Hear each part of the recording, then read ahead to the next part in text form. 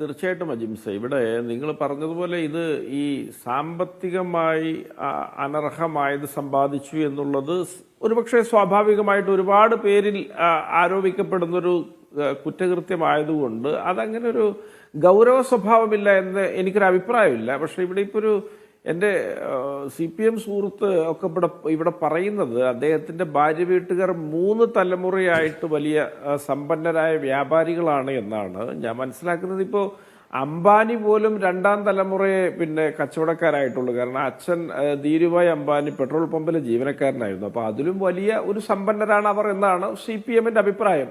അപ്പോൾ ഇവരൊക്കെ ഇങ്ങനെയൊക്കെ വെള്ളപൂശി ഇങ്ങനെയൊക്കെ നിലത്ത് കിടന്ന് ഉരുളുന്നത് ഏതായാലും ഇതിൻ്റെ പ്രേക്ഷകർ കണ്ട് വിലയിരുത്തിക്കോളുമെന്നുള്ളതുകൊണ്ട് ഞാനതിലേക്ക് കൂടുതൽ കടക്കുന്നില്ല.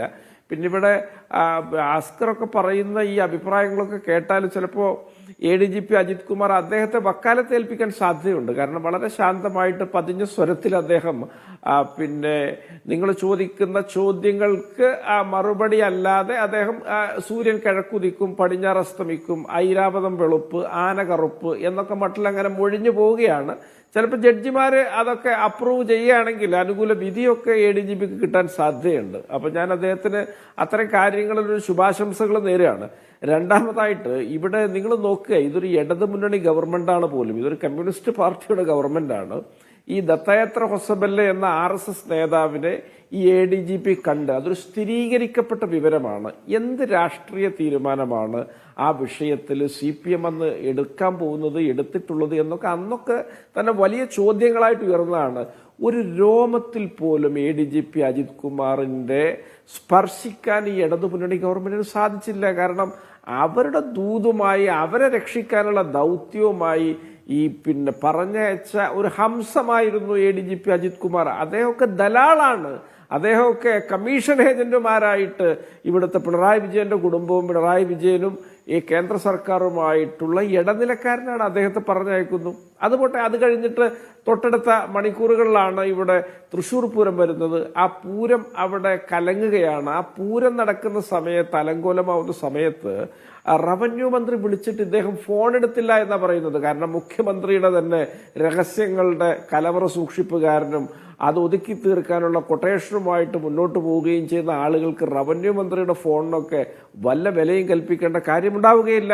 അത് കഴിഞ്ഞിട്ട് സുരേഷ് ഗോപി അവിടെ ആംബുലൻസിൽ ചീറിപ്പാഞ്ഞ് ബീക്കൺ ലൈറ്റൊക്കെ ഇട്ട് ലാൽബത്തിയൊക്കെ കത്തിച്ച് അവിടെ ലാൻഡ് ചെയ്യുന്നു. അദ്ദേഹം അവിടെ ഒരു സ്യൂഡോ ഹീറോ ഒക്കെ ആയിട്ട് അദ്ദേഹത്തിന്റെ സിനിമ ആക്ഷൻ സ്റ്റൈലൊക്കെ കാണിച്ച് അദ്ദേഹം മടങ്ങുന്നു. അപ്പോൾ ഇതിനെതിരെയും യാതൊരു നടപടിയുമില്ല. എന്നിട്ട് അതിൽ വലിയ സന്ദേഹങ്ങൾ ഈ പറഞ്ഞ റവന്യൂ മന്ത്രി തന്നെ പ്രകടിപ്പിച്ചിട്ടുണ്ട്. എങ്ങനെ അവിടെ എത്തിച്ചേരാൻ കഴിഞ്ഞു എന്നുള്ളതാണ് ചോദ്യം. അതൊക്കെ കഴിഞ്ഞിട്ട് ഈ പറഞ്ഞ അജിത് കുമാർ തന്നെ അത് അന്വേഷിച്ചിട്ട് പറയുന്നു ഗൂഢാലോചനയുണ്ട് എന്ന്. ആ ഗൂഢാലോചനയുണ്ട് എന്ന് ADGP അജിത് കുമാർ പറഞ്ഞിട്ട് ആ ഗൂഢാലോചന കേസ് ഒരു FIR ഇട്ടിട്ട് ഇനി ഒരു പ്രതിയും ഇല്ലെങ്കിലും, ഒരു നോൺ ബെയിലബിൾ ഒഫൻസ് ഒന്നും ഇല്ലെങ്കിലും, ഒരു സാധാ സംഭവം, ഒരു കുറ്റകൃത്യം നടന്നു എന്ന് പറഞ്ഞിട്ടൊരു FIR ഇടാൻ ചൊണ കാണിച്ചിട്ടുണ്ടോ ഈ കമ്മ്യൂണിസ്റ്റ് പാർട്ടിയുടെ സർക്കാർ? ഈ കമ്മ്യൂണിസം എന്ന വാക്കിനെയൊക്കെ ഇവർ വ്യഭിചരിക്കുകയാണ്. അത് പ്രതിപക്ഷ ബഹുമാനം എനിക്കൊരല്പമൊക്കെ ആ വാക്കിനോടുണ്ട്. കാരണം ഒരു മാനവ വിമോചനത്തിന് എന്ന സതുദ്ദേശപരമായിട്ട് വന്നൊരു പ്രത്യയശാസ്ത്രമാണത്. അതിനോട് പല വിയോജിപ്പുകളും പല എതിർപ്പുകളും ഉണ്ടെങ്കിലും അത് ചില സംഭാവനകളൊക്കെ ഈ ലോകത്തിന് ചെയ്തിട്ടുണ്ട് എന്ന് വ്യക്തിഗതമായിട്ട് വിശ്വാസമുള്ള ആളാണ് ഞാൻ. പക്ഷേ എനിക്കതിനോട് സമൂലമായി എതിർപ്പുണ്ട്. അത് വേറൊരു കാര്യം. അത്തരത്തിലൊരു പ്രതിപക്ഷ ബഹുമാനമുണ്ട്. ആ പദത്തെയാണ് ഇവർ തുടർച്ചയായിട്ട് വ്യഭിചരിച്ചുകൊണ്ടിരിക്കുന്നത്. ഇവർ RSSുമായിട്ട് കൈകോർക്കാൻ ഇത്തരത്തിലുള്ള ആളുകളെ ചുമതലപ്പെടുത്തുന്നത്.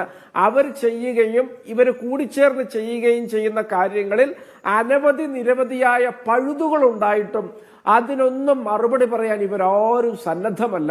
മുഖ്യമന്ത്രി വന്ന് പത്രസമ്മേളനം നടത്തിയാൽ മുൻകൂർ എഴുതി പറഞ്ഞ് കൊടുക്കുന്ന 6 or 7 ചോദ്യം അദ്ദേഹം സ്വീകരിച്ച് മറുപടി പറഞ്ഞ് ഇനിയില്ല എന്ന് പറഞ്ഞ് എഴുന്നേറ്റ് പോവാണ്. ഏതെങ്കിലും ഒരു പത്രക്കാർക്ക് മുഖ്യമന്ത്രിയോട് ഇത്തരം ചോദ്യങ്ങൾ ചോദിക്കാൻ ധൈര്യമുണ്ട്? അങ്ങനെ ചോദിച്ചു കഴിഞ്ഞാൽ അദ്ദേഹം ഉത്തരം പറഞ്ഞ ചരിത്രം കേരളത്തിലുണ്ടോ?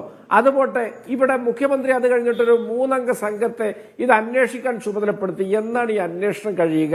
ആ അന്വേഷണത്തിന്റെ പുരോഗതി എവിടെ വരെയായി? എന്താണ് അവർ അന്വേഷിച്ചുകൊണ്ടിരിക്കുന്നത്? അതിന്റെ ഭാഗമായിട്ട് എന്തൊക്കെ ആ 3 അംഗ സംഘം ചെയ്തു? ഇത്തരത്തിലൊക്കെയുള്ള വലിയ ഉത്തരം കിട്ടാത്ത ചോദ്യങ്ങൾ നമ്മുടെ അന്തരീക്ഷത്തിലുണ്ട്.